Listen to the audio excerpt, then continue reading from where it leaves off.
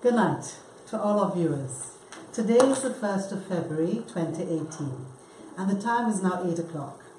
So welcome to Frontline. I know we have been missing in action since about November of last year, but we are back on board and we are starting right in the middle of things. Today I have two gentlemen with me. To my left, this is Dilworth, Braithwaite and Richard Blaze, correct? Good. We are going to be talking about national security. As you all know, crime in Trinidad today is uppermost on everyone's minds. Considering that there were 60 murders as at the end of January, and I understand that there were 5 today. So it's an upward trend.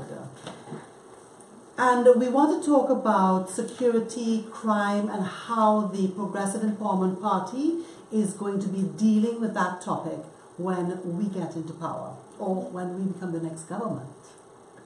So, first of all, before we get into that, I want to have Dilworth and Richard share with us what is it about the Progressive Empowerment Party that drew them to the party. Dilworth. All right, first of all, let me extend a warm welcome to our viewers. Thank you for taking time out of your busy schedule to be with us. You could be doing a lot of other things, but you're here with us and we appreciate it. Time is important, time is money, and we really appreciate you in the viewing audience. With that being said, the thing that, the last time that I spoke on Phillip's live, the short live that he did, I indicated that water gone was the catalyst for my activism, if you would call it that. I was always curious as to why, after 55 years or 55 plus years of governance, the most basic thing that we have in Trinidad today, whether you can have anywhere around the world, water, is not properly managed or properly distributed. So it gave me an indication, it gave me a sense that if the most basic thing can't be properly managed, right, how is the government of the day expected to be competent enough to manage bigger things? You're talking about water, basic water. Yes. Again, I always say, we are not guaranteed in particular areas, in most cases, to turn the tap on with the assurance that there will be water.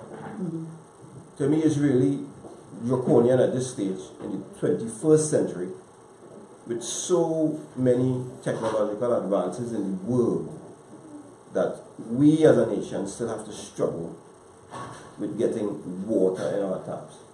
We as a nation have to purchase water. We as a nation have to depend at times on a water distribution system, and in some cases there's even endemic corruption in the way that water is distributed. We have heard the rumors. I'm not in a position to substantiate the rumors, but I've heard it said so many times that in some areas you are sometimes committed to a financial obligation in order to get water running through the taps. Alleged. It's alleged.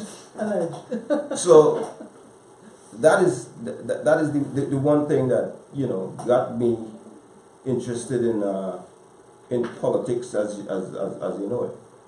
I cannot definitively remember the first time that I came across a live by Phillip. I don't remember. But what I do remember is, after having listened to him for a few times, I liked what he was saying. What he was saying is a lot of common sense. The plans and the policies that he articulated, to me, made total sense.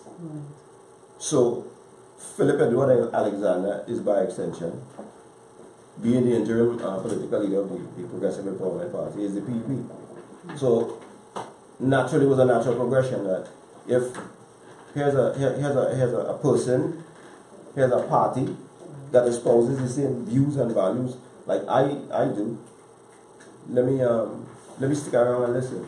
as I continue to just stick around and listen, I became more and more intrigued with the possibility of a brighter Trinidad and Tobago.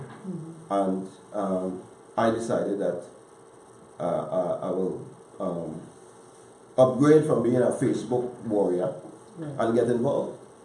You know. But why particularly security though? You could have gone to any other aspect of the party, but why would you choose security? Security appealed to me because a nation is at its happiest when it's safe. Mm-hmm.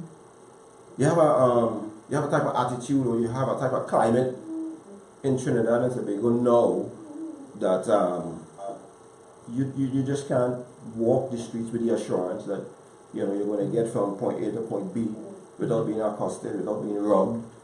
And the atmosphere is not one conducive to a nation on the move. Right. We feel like a regressive nation, and the whole securing the nation thing for me, and Richard and I share this same view, and I hope I don't steal his thunder, but when you speak of national security, when you talk about securing a nation, you can't secure a nation without securing its future. You can't involve or have a conversation about the future of a nation without having a conversation about the youth. And ironically, in Trinidad and Tobago, when we hear the news, when we see the alleged perpetrators, for the most part, they're youth involved in violent crime and all this. And I am of the opinion that it could change. This thing could change. Correct. It can change.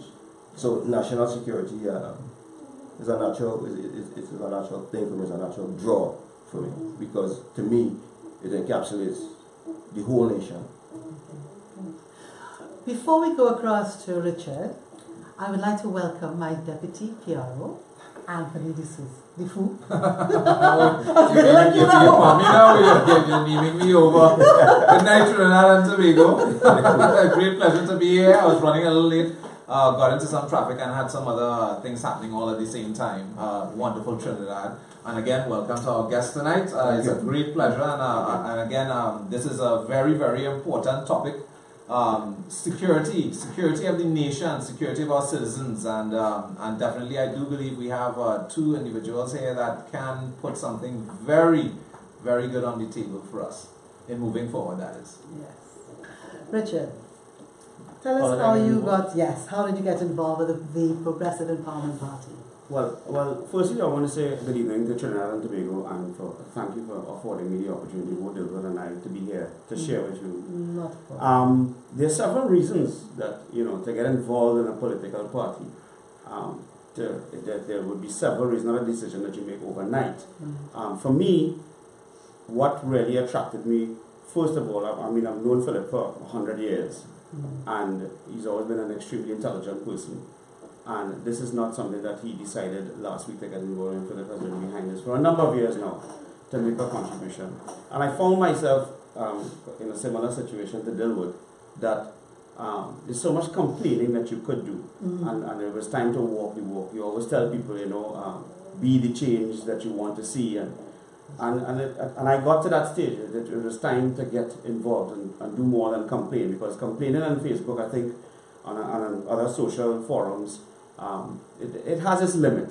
It could create a catalyst, it could encourage, but there's a limit. And you need to make that, you come to that point where, what's the next step? Do I get involved? And it was a decision that I took to God first, and then I spoke with my wife and my children, and Phillip.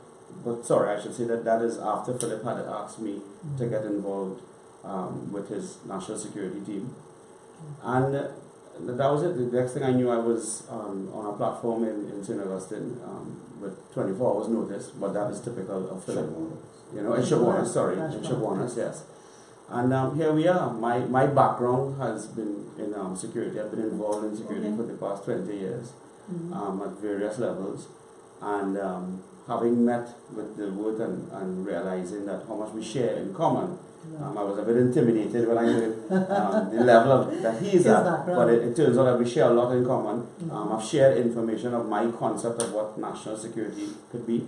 And that's another thing that has attracted me about the PEP and our policies. They're very simple and they make sense. Correct. So why not just implement them? Why not just go ahead and do it? And we have been working together more or less daily since he has been in Trinidad. And our policies are coming together, and every day I feel more encouraged to be involved. Now it's trying to create a balance between everyday life, and you want to bring this more and more into the food. So, I'm looking forward to it. Right. People say that, some of my friends have told me to get involved in politics. I don't really look at that. I look at it more as a contribution towards the society that I live in, and my family and my children. That's important. Yes. I actually share your view on that because, I have members of some friends, and I also have my family members who tell me, you're getting involved in politics. And my nephew in particular said, but why you doing this? When Auntie June and I would be talking about politics, you're never interested. All of a sudden, no, you're the biggest thing about politics are concerned. And I had to say to him, it's not about politics. It's about the well-being of my country. Exactly. The fact that we are going down a slippery slope, and there may be no return if we don't put a stop to it going further than where we are today. I think it's just as we would say that not voting is a vote for the incumbent. Correct. Not doing anything is accepting what's happening. Right? Correct. It's not about what happens to us, it's about what we allow to happen to us. And I think it's been said a lot, and I don't think we can say it enough. Everyone is involved in politics. Whether they like it or not. Whether they believe it or not, whether they like it or not, because every decision that you make, every public utility that you visit, when you turn the tap on, that is a political move, because somebody in government, somebody in charge is responsible for water magically appearing in that tap. If you walk on the sidewalks is in disrepair, and you fall down because of a pothole or whatever the case may be. If you drive, right, and there's potholes and it causes damage to your car, you go to the store, to the shop, to the grocery store, and the prices are astronomically high. I guess. All of that. Yeah. All of that is as a result of decisions made at governmental levels. Yeah. So politics is in you. You may not be into politics as you may believe, but politics is really, really deep into you. So it really behooves everyone to get involved.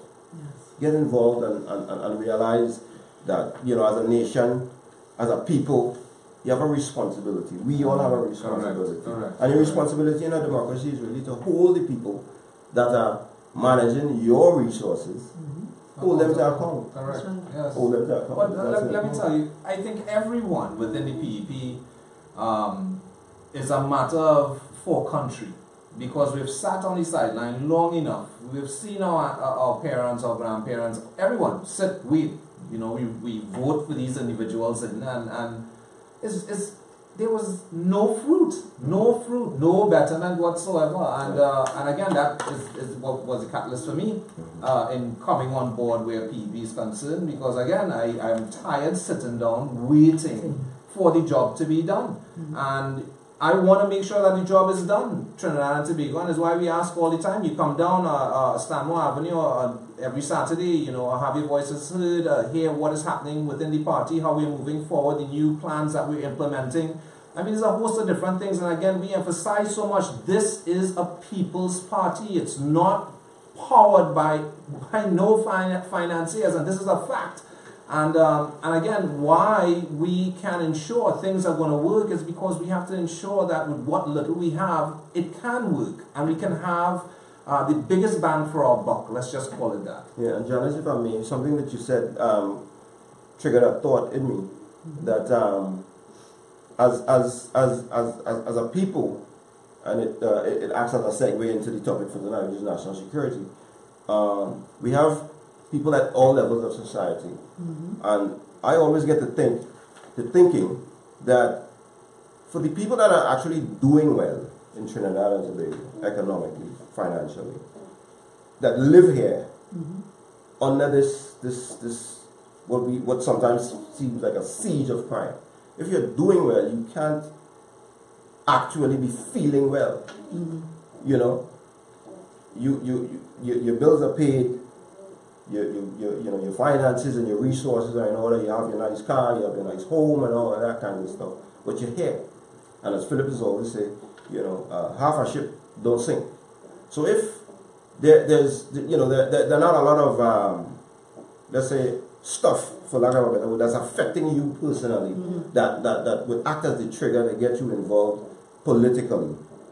Think about that. Think about the fact that you're doing well, but to go full circle, you want to be in a country, you want to be in a nation where you're also feeling well. You want to be able to know that if you send your kids outside to play, they're safe. You want to know that you drive on the street, you stop at a traffic light, that you're safe. So that's really just a plug to viewers that may be listening in and maybe on the fence. You may be thinking, well, I'm doing good, but are you feeling good? Are you feeling good with the state of crime, the state of national insecurity that we live in right now? Correct, because you're not even sure if you step out of your front door whether you will be safe. Exactly. Just for the information of our viewers, Dilworth is on the advisory council of the party, and Richard is on the executive for the party, and they are both treating with security. So just for your information. So let us talk a little bit about what causes crime in any country. What is it? I think the root cause is poverty. Yes, sir. Poverty leads to financial hardships. Right. It leads to lack of confidence. It leads to no self-worth, no self-respect, and it leads to desperation. One of the factors that creates poverty is poor education or no education. Right. So poverty, I would say, I'm not an expert, but in my experience, in my training in security, poverty is always a common denominator amongst that. And it leads you to getting involved in nefarious activities, gangs, illegal drugs. It creates a false sense of belonging when you get involved in these gangs. Right. Especially for the young teenagers or non-impressionable minds. So when Dilworth and I are having conversations and formulating the policies for national security, the difference with us as compared to any other plans that I've been exposed to in the last, well, I'm only 52, so I can't say 55 years. Every time somebody gives their age, I said, boy, I was waiting, but I just want to get it over and done with. No comment from I've never heard. And this is the first time I've heard it here. What is the root cause? Now, our plan consists of several circles coming in right into the bottom, into the middle. And the root cause is the youth. And that's where that slogan came up from, what he said. In securing the nation's future, you must first secure the future of the nation. And who is the future of the nation? Youth. Children. So the plan, the policy that we are drafting is not only, yes, there will be arrests, there will be detention, there will be prosecution, okay? There will be the physical detainment of people, but it goes right into the core of the youth, the justice system, how you treat with persons who have committed crime. Right. The revamping of jails. When I speak to people and tell them we want to turn our jails into universities, that's right. What are you on? They look at you like you're crazy. First world thinking. And you need to start doing that. So, and that's important. Sorry to cut you. That is extremely important because the system as it is today, there's no rehabilitation. Correct. So what we do really is recycle criminals.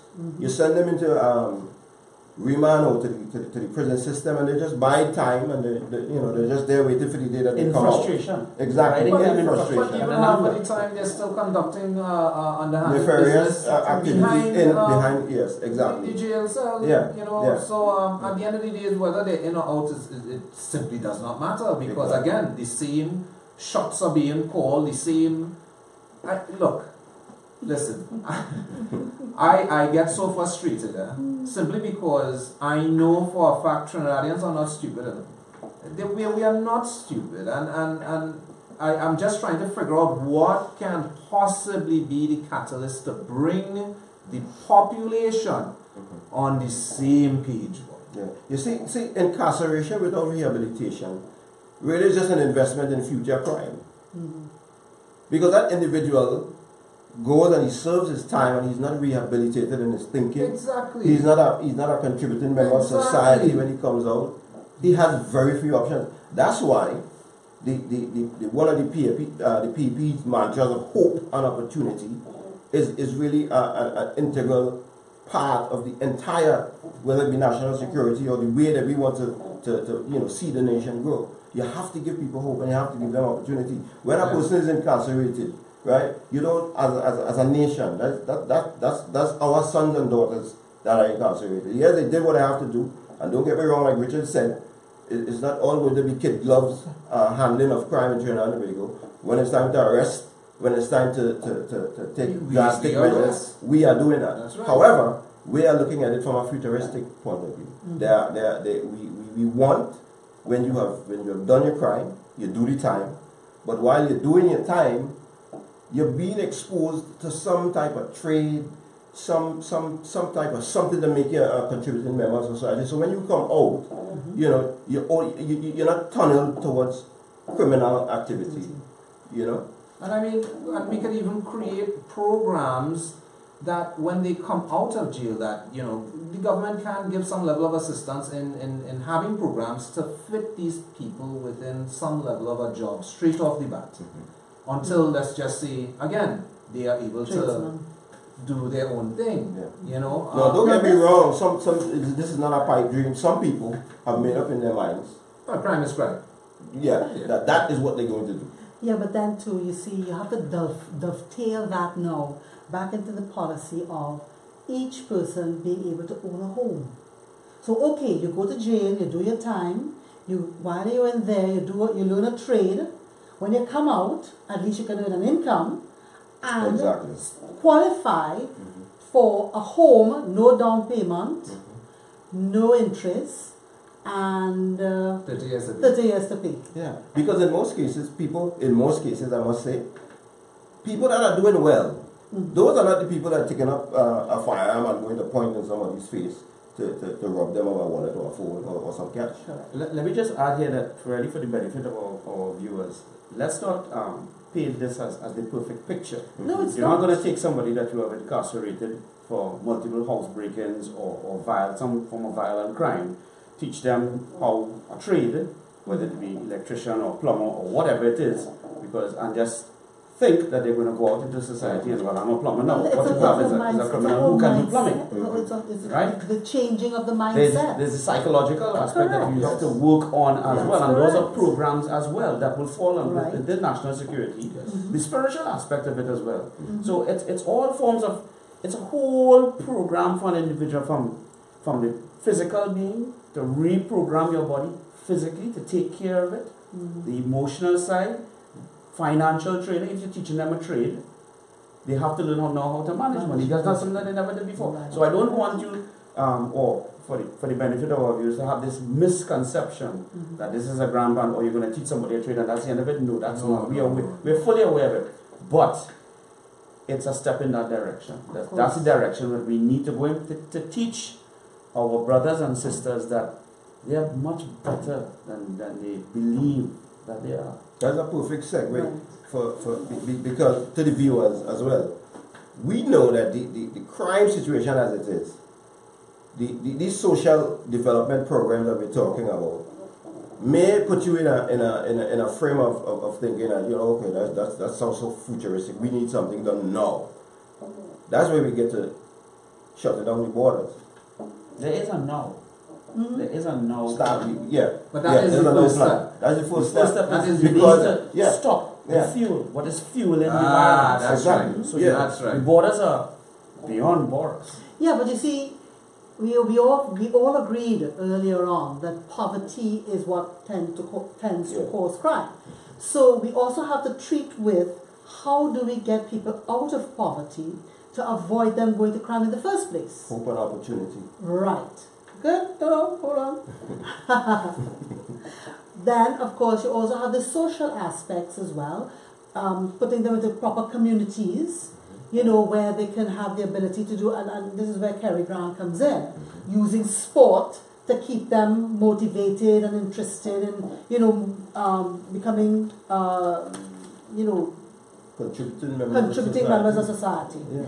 Right? So, yes, we can look at, we have to take it in stages. Exactly. And we have to take it in the various aspects or categories. Exactly. But I think one of the things, besides just focusing on shutting down the borders and so on, we have to work in conjunction. Yeah. Because you're going to have the youth now coming up who are going to get involved in crime if we don't put the social development in place to avoid them getting into the jail aspect. Yeah. And let me just point this out with you. All of what you just said there has to take place at the same time. Correct. Yes. So that's what I'm saying, yes. That's where That's where the gray comes in and because you now have to but as you said, having a policy. Right. One thing leads to the other, one thing unfolds to the other one. So when you stop the fuel, what is fueling? You shut down your borders. Right. And this is a spec, this is a spec. It is a spec. How do things access? We are an island, so it's either by sea or by air. How do you break that down? Okay, what ports do we have for the sea? What ports do we have for the air? What are the other access points? And you just narrate and break it down. And at the same time, you're working from the inside. Right. Right? So when you shut down the borders, you start tackling, as we said, we have to deal with the police service. All arms of the protective services. Yes. But the priority will be on the police service. Because there are a lot of good police officers that want to come on. Yeah. So Trinidad is not the only place in the world that has a corrupt element in the police force. Yeah. So it has to be rooted out. And it can't be with local agencies doing it. We can't do it. Yeah. So that's where we bring in the foreign agencies to do that. While that is doing, you're undoing and redoing the good guys in terms of how we will be recruiting police officers along a whole new streamline. How we will be training those who are in the system already.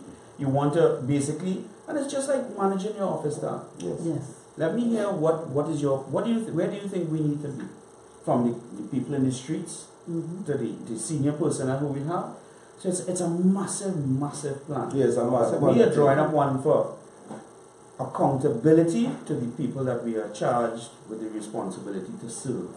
That's how Dilworth and I have been working. Yeah, I feel the need now to reach for the police officers, the hard-working, honest police officers looking on. We know for a fact that some of you guys are disenchanted. We know that a lot of you find yourself in situations where rank takes precedence over some of the actions that you would some of the things that you would like to do, initiatives that you would have. And we give you the assurance, the Progressive Empowerment Party, that the national security plan, national security initiative that we have, takes that into consideration.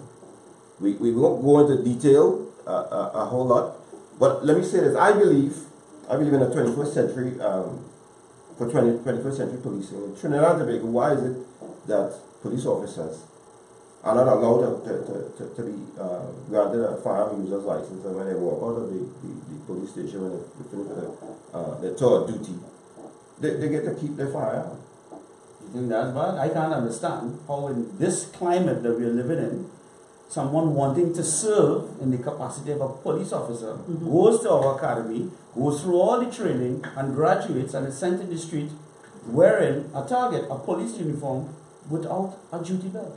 A pants, a shirt, a pair of shoes, and a hat. Yeah. And you are walking target. That's like going to Afghanistan with a broomstick. Yeah. And we see the type of guns that are getting displayed. You see, yeah. We see the type of firearms. Highly sophisticated weapons. Yeah. And you have police officers, after having gone into the belly of the beast, did what they have to do, made arrests, inserted themselves into the community, doing some crime fighting, and then when it's time for them to go home, they're home like a sitting dog. I do not understand that. I do not understand that. You are charged with the responsibility as police officers with securing the nation. That's right. So what do you? It sends a signal that okay, you only secure the nation while you're on duty. I don't get that. I think it's disingenuous to police. You have to wait until you're an inspector to issue a firearm. That is not. That's not 21st century policing. Basic principles don't apply in Trinidad and Tobago. We have the lawyers. You must drive at your seatbelts on, but the police don't drive at seatbelts. That's the law. Discipline. You will charge me for driving using my cell phone, but the police can drive with this. That makes no sense. So you see how basic we have to start with? You see? And as you said, how does that motivate you to want to defend your country 24/7? When you leave work, as you say, you have inserted yourself into the deepest of deep trenches. And then when you're off duty, you're literally off duty. Well, you know, the prison officers are also going to raise their hands. That's a whole other story again. Us? Yeah. That's a whole What other about story. us? Because, I mean, we are dealing with these criminals on a daily basis, and when we want to be able to know that we can protect ourselves when we leave work to go home. I mean, look at the officer who got killed on Frederick Street the other day. Yeah, our prison reform policy as well, because it falls under the umbrella of our national security plan, takes all of that into consideration. And with prison reform, we're not only going to focus on the prisoner, we have to focus on the prison officer. Focus there because there are some of them listening to us. They have to know that they haven't been left out. Right? We're focusing also on the persons charged with the responsibility to nurture these prisoners and to turn them around. So the same amount of effort and energy and money is going to be pumped into you, prison officers, immigration, customs, all arms, fire, all arms of the protective services. It's undo and redo. Yeah. And swift justice is another aspect of what key. In our very much a key. We move in the courts. And I'm no lawyer, but I believe a court is constituted where the magistrate is, physically. It doesn't have to be a building, right? We could do the lawyers, your good comment, we get the comment, but a court is constituted where the judge is, the magistrate is, I should say.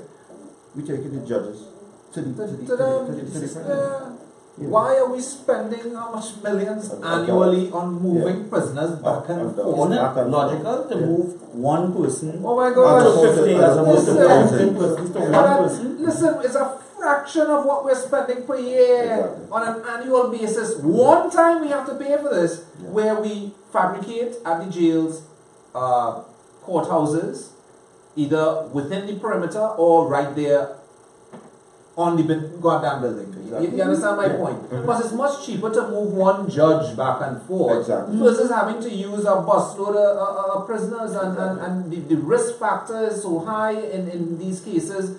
I mean, again, no one is thinking. Yeah, we gotta be 55 years Trinidad and Tobago, nobody thinking. And look, you know, a lot of people, they say, oh, the PEP is going down the same road when they get into office. I had somebody just today telling me, I see you on the videos, boy.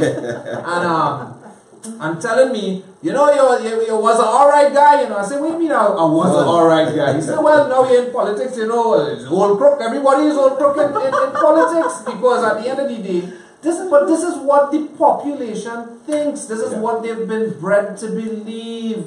It's what we've been doing for 55 years. We redden our finger, we put those people, they talk nice to us during election time. When they get into office, 5 years, entire tenure, all types of things we're hearing on both sides, whether it be PNM, UNC, whoever is in office. The point of the matter is, look, Trinidad and Tobago, the PEP is putting into law where you can fire ministers for not doing their job within a particular time frame. If it's a 5-year term, I would say maybe at the halfway mark, or if it's a two-year period or an annual period. You set a system where you have particular goals for a government to meet within the tenure of time that they're in office. I mean, this is where reform comes in across the board, because nothing makes sense, man. Yeah. There's no businessman on the ground in Trinidad and Tobago that would say that, look, this is the business I'm in, and you're going into a business without having a clue as to what the hell the business is about. No businessman would tell me that this is what they're doing. Trinidad is filled with business people, and you're telling me you are sitting down, seeing the country going to hell, and nobody wants to stand up and say, hey, let me put the brakes on. Let's try to put things in a proper perspective here. Nobody, 55 years, well, they have to sit down and wait for PEP. Well, thank God for Phillip. Thank God for PEP, because now the people have a voice, a true voice, where you can be heard. What the people want is where we will take this country. There's no decisions being made behind any closed doors. There's no middle of the night conversation taking place, and in the morning you just find out a new law. Listen, it is crazy what is happening, man. Using government as a segue to the next part of the conversation. I think the government has the resources at their disposal, right? We are in the 21st century. There are technological advances. You look to any developed country, any first world country, or as a matter of fact, any country other than Trinidad and Tobago, you spend money on your national security infrastructure. It begs the question, why is the National Operations Center no longer functional? It begs the question, why is the Coast Guard, why is alleged that they don't do much with regard to securing the borders? Anything that we need, fast interceptor boats, electronic buoys, drones, it costs money.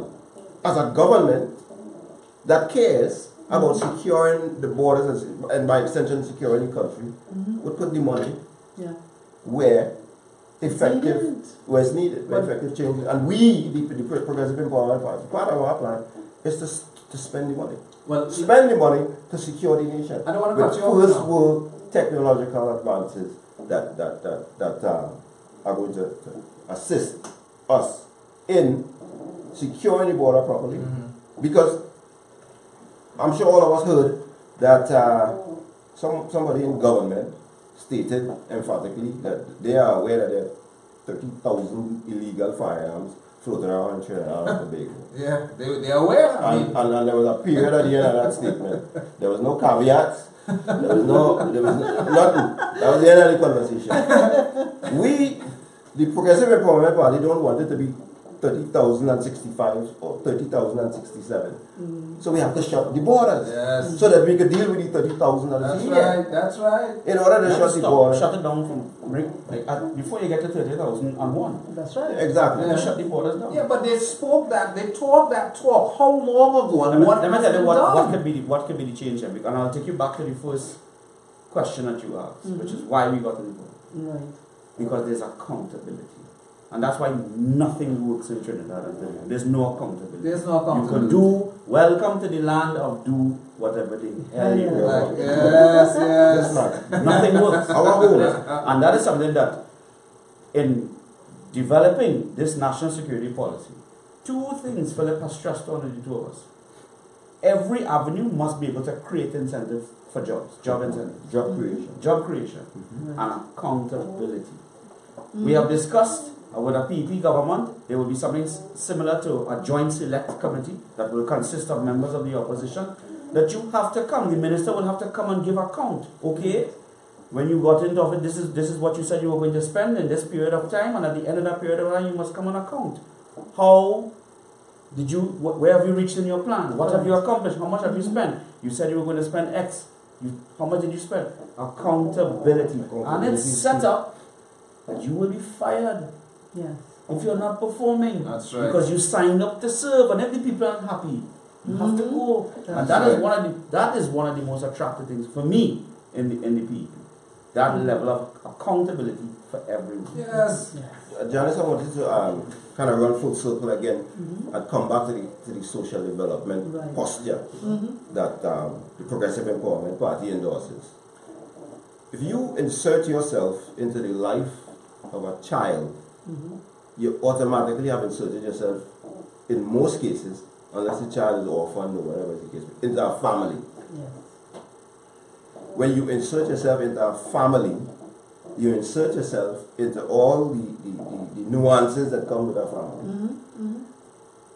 Children in school, that's why truancy patrols, truancy emphasis is one of our methods, one of our policies. We want that if Tony is absent from school for 3 days consecutively, somebody needs to go and find out why Tony is not in school for 3 days consecutively. You have no note, you have no, Tony is not ill or anything like that. And what you will find out that when from a social development standpoint, we have what?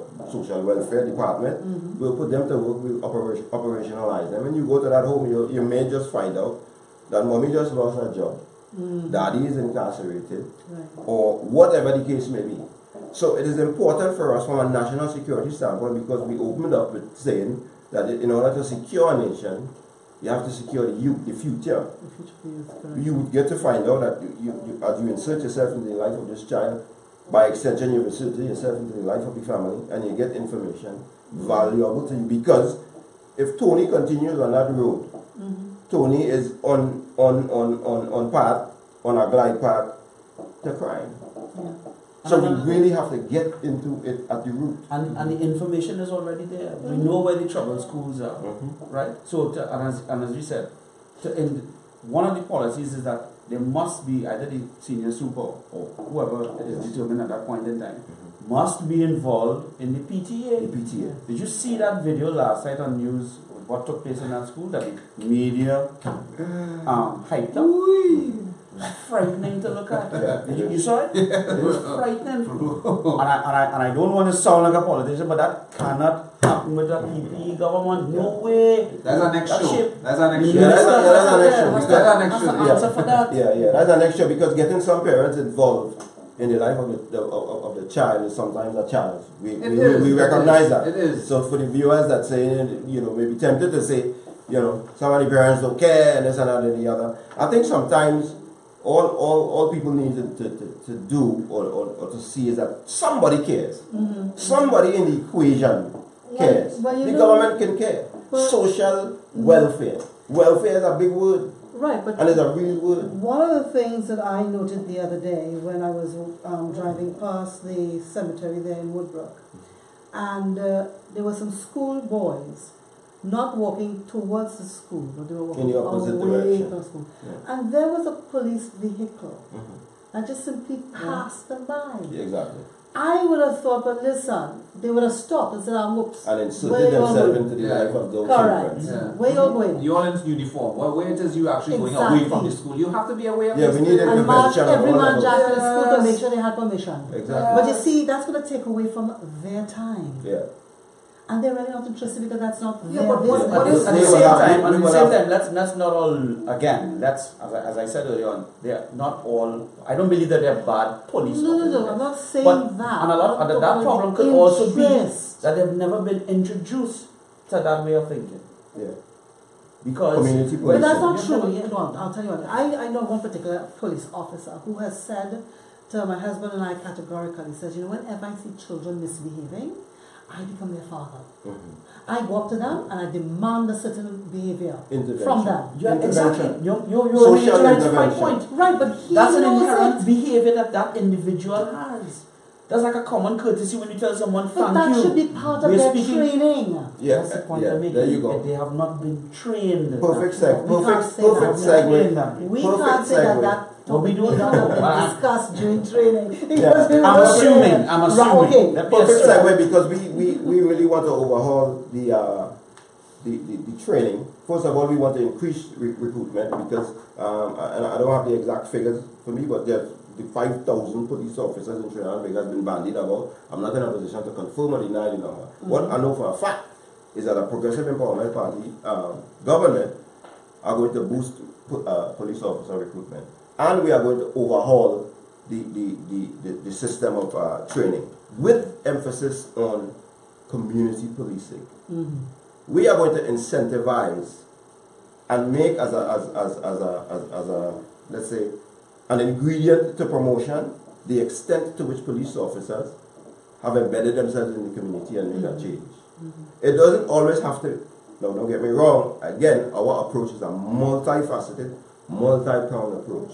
It doesn't have to be that you arrest, and you, depending on when it's time for you to get promoted, the number of arrests or the number of cases you make is weighted more than anything else. It has to be balanced, and community policing is important. Presence in our community is key. Mm-hmm. Presence. Definitely. So with the recruitment drive, with the reprogramming, I apologize for using such a strong word, reprogramming, overhauling the way that police officers think, Mm-hmm. because I guarantee you, and this is no dig on the police service, we love you guys, but a lot of people are intimidated to go and make a report. A lot of people, because of the fact that, sometimes they get a less than congenial welcome when they go to the station. Well, first of all, you have to get rid of those huge books. Yes. We have to computerize that. And speaking of computerized, we need computerized ballistic databases. We need database. We're going to introduce computerized DNA database. We're going to introduce deportee database, with particular emphasis on those who have been deported as a result of violent crime, Mm-hmm. because they, to a certain degree, some of them, a lot of them, not all, but a lot of them have been incarcerated overseas. Right. Yes. And True. they come. And there's no system in place to vet these things, to screen them. Exactly. There's no information being placed on the ground here where the Trinidad and Tobago government is concerned, because the US government is not going out of their way to forward information. Yes, there are certain instances that I've heard before that they have given the government in itself, I'm not sure if it's the local immigration office or whom, information or a file on a particular individual, and I think in a case like that's where they actually deported. Yeah. But we are talking about their people that are arrested for crazy crimes. Accountability and monitoring, which you're saying. They're here. For a fact, there's a chain of custody with whatever paperwork you get deported with. Mm-hmm. So somebody has it. You don't just show up and say, okay, yeah, my name is John, I get deported. No. They have all the information on you. Mm-hmm. There's a file. But there's no follow-up. Yeah. Correct. There's no follow-up. And these They don't have the manpower. yeah, a lot of the times these individuals, I mean, the glide path that they follow, right, coming off the plane, is to go into nefarious activity. Yeah. So we have to keep an eye on that. Correct. A lot of them today form part of the criminal elements in the society, so we have to keep an eye on that. We technological advances, 21st century, and that's how we will attract young minds into the system by introducing technology. Mm-hmm. Yeah. Right? You're not going to attract somebody who knows that they have to come and spend half the day writing. Yes, I remember when I went to get a character of a certificate of good character, and they had this huge machine, and it was the first time I was ever asked to have I was fingerprinted, and my prints went into a system wherever it went, and of course my photograph was taken and all the rest of it. But when another friend of mine went to get it done, guess what? Machine not working. Yeah. Speaking of, but I don't want to say there's not a receipt book. accountability again. Accountability. It all comes out of a government that cares. Correct. And will spend the money in a way that would, display to the people that they care. Mm-hmm. You cannot people want to see that you care. You cannot, and what better way to show that you care? It's not the single most thing, but what better way for a government to show that they care about the welfare of the people than to secure the nation? Correct. To create an atmosphere of one of safety, You can't ask for more than that. I know before you left, how long ago, when was the first time you left Trinidad? About 27 years. I can't tell him the age. Did you? That's a cheap question. we ain't busting the file, not tonight, we ain't busting the file. Because we've had some inquiries about you. But we're going to leave that alone. We're leaving that alone. Just slide my child. Don't slide too far, because it ain't falling.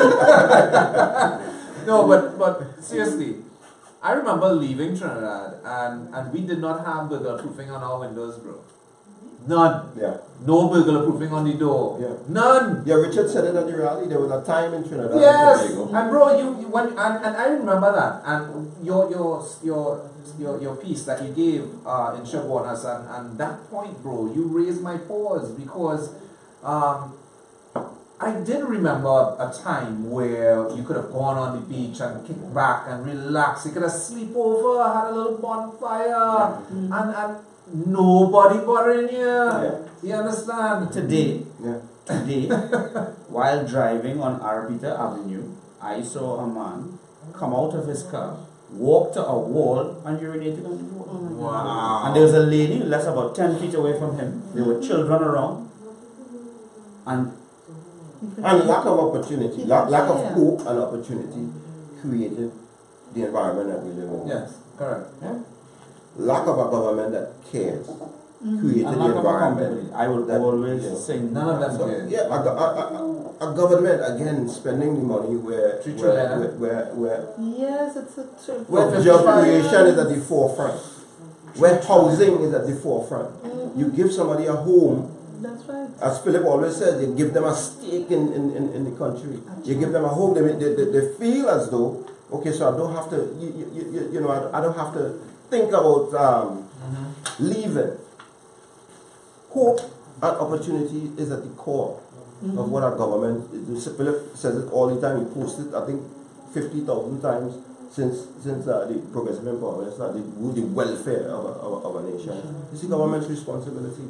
It is the government's responsibility. Wow. You give the people who want an opportunity, you give them a stake in the nation, they will take care of it. They will take Because care it's of it. It's theirs. Because when they leave Nobody here and treasures they go what they get away to easily. the States or to the UK or Canada, they look after the property across They there jump on because board, that is what follow is suit. expected of them. Exactly. So I love that word. I love that Right. word. I love that word. The government has to create expectation in the society, an expectation of laws. Laws have to be enforced. That's Right? right. It must not just be a law. If a law, okay. Literary reform, obviously. You remember the Litter Act? The Litter Act was instituted some years ago. I won't say how long ago, but we got back to the age thing again. Yeah. And from my memory, I remember one individual having been charged for littering. One. Why that is the case is because it's not that the laws don't exist. A progressive empowerment party may not have much laws to change or amend because the laws are there. What is lacking is enforcement. Correct. Nobody cares. Nobody cares. Do what you want. That's right. Do what you want. Yeah.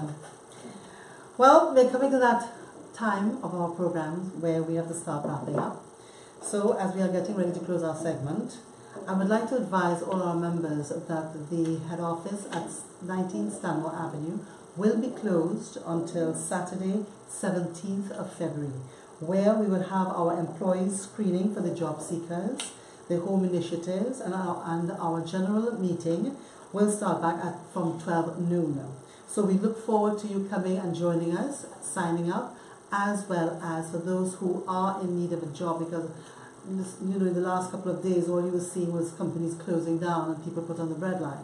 So do come and bring your resume with you.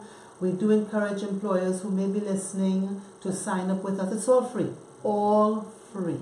You don't have to pay a cent for anything. And what we do, because we screen the employees beforehand, when they are, we then would look at our database of employers to see what is available and then match our employee to the employer. We do not promise anybody a job. We are just trying to assist in putting you with an employer. And then it's for the two of you to work it out and decide whether either one would like to work for whether the employee would like to work for that particular employer. Don't forget that you can become a volunteer and can serve on any of our committees, teams that will include the National Executive, the Constituency Executive, the Constituency Representative, the Youth Arm, Women's Arm, Security Arm, Events Committee. Now, you will ask yourself, now why would I want to volunteer with the Progressive Empowerment Party? Because the party is different from any other party that has emerged in the past decade, not only in its principles, but also the fact that we are mainly comprised of ordinary citizenry. We believe that citizens should have a say in how they are governed. So we invite you to come and volunteer, to serve within our organization and help advance the vision and mission of the Progressive Empowerment Party. As we close, I'm going to ask each of my guests to just say one final comment. Dilworth. Trinidad and Tobago, firstly, thank you again for your time. Thank you for tuning in. I want to be able to take the opportunity, though, to and please indulge me, to just wave to my wife, and she's looking on. No wave to her. Don't go show my mind your business. Gia, love you. And so yeah, check that. Right? Block check. These things can be done. These things are not pipe dreams. It really, really comes down to knowing what's out there technologically and having a government in place willing to spend and commit resources to doing it. It is that simple. It's not a pie. These are not pie in the sky ideas. These things are happening all over the world. There are a lot of our policies, and we could probably have 3 segments to go through the extent of our policy. We could get it done. We need your help, and don't believe that there's no money in the treasury. Stop believing that. If you pay attention, you'll see where the money is actually going. The money just needs to be redirected back to the people, right? And the Progressive Empowerment Party, we, from the national security standpoint, we intend to secure the nation.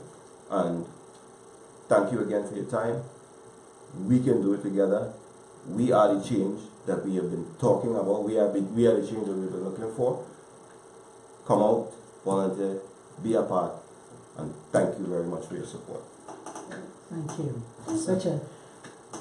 Well, I want to tell the people of Trinidad and Tobago, my family, my friends, to get involved. I want to invite my colleagues in the security business to come forward and render your advice. You don't have to be on the front line. There are several ways, but make a contribution. I want to invite everyone in Trinidad and Tobago, regardless of your background, your expertise. You have a gift. Each of us has a gift. Come and share that gift. I want to end and leave you with another popular saying that as I used in Shogunas. They say that real men wear pink. I say real men put God first before everything else, and then they don the color orange to do his work. All right. Thank you very much for your time. All right. What the Well, Trinidad and Tobago, once again, thank you for having us here on the front line. I must extend great thanks to Mr. Richard and Mr. Dilworth. And again, this is just the tip of the iceberg, Trinidad and Tobago. Like we've said before, we have a lot of think tanks in all the areas that we have special interest in trying to bring some level of sanity to the population of this country. And national security is definitely one that's on the top of all this. So again, come down, be a part of, go onto Facebook, join the page. Listen, a lot of people are going to give you a lot of negativity, and they're all going to say, listen, they don't know what they're doing, they have no idea, and yada, yada, yada. Listen, the people that you guys have been following, which is the UNC and the PNM, have had many, many opportunities to bring change to this country, and they have purposely chosen not to bring change to our citizenry. And at the end of the day, PP, is that we are making sure that our T's are crossed and our I's are dotted to ensure that we can make this thing happen. So again, look out for us next Thursday. I don't think, do we know who we're going to have next Thursday as our guest? Not yet. Leave it as a surprise. You see, too many of your surprises, you know. I'm not being fair. But anyway, Trinidad and Tobago, thanks a whole lot. Janice? Yes. We want to acknowledge all our members and to thank all of our viewers. To those of you who are on the road, please be safe. Good night. Good night. Good night.